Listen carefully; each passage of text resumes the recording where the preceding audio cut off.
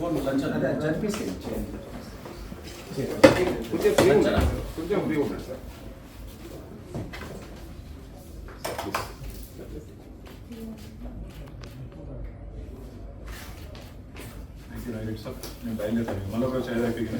Bus ఛార్జీలు తగ్గించడానికి మెల్లమెల్లగా ప్రైవేటైజేషన్ వైపు కార్పొరేషన్ తీసుకుపోయేటట్టు ఒక్కొక్కడు, ఎందుకంటే ఎలక్ట్రిఫికేషన్ పేరు మీద ప్రైవేట్ వాళ్ళకి అప్పచెప్పడం, ఉద్యోగులను తీసేయడం.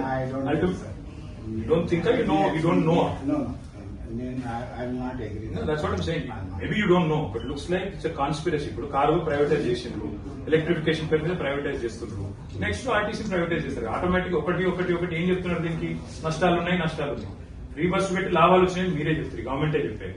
వాళ్ళు ఇప్పుడు నష్టాలు వచ్చినాయని చెప్తున్నారు. నష్టాల పేరు మీద ప్రైవేటైజేషన్ కార్గోని ఇచ్చేసినారు. కార్గో తర్వాత నెక్స్ట్ ఎలక్ట్రిఫికేషన్, ఆ తర్వాత మొత్తం ఆర్టీసీ. ఏమైతుంది నెక్స్ట్? అల్టిమేట్ గా స్టేట్ మొత్తం ప్రైవేటైజేషన్ మీ అజంప్షన్ అంతేగాని అటువంటి ఆలోచన ద్వంద్వంగా రాసియండి. మరి లేదు ప్రైవేటైజ్ చేయమని రాసియండి. మరి చెప్తారు కదా లేదని రాసియండి. నేను లేదు చేయని టుడే ఇప్పుడు వరకు నేను అర్థం చేసుకోవాలి అటువంటి ఆలోచన.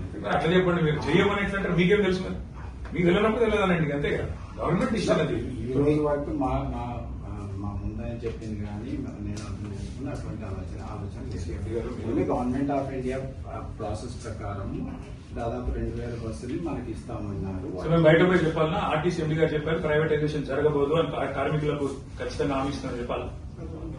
చెప్పండి చెప్పమంటారా? ఎండీ గారు చెప్తున్నారు ప్రైవేటైజ్ రాని అన్నాడు. కంపల్సరీ ఉంటుంది, ఆర్టీసీ ఉంటుంది చెప్పాలి. చెప్పండి. సరే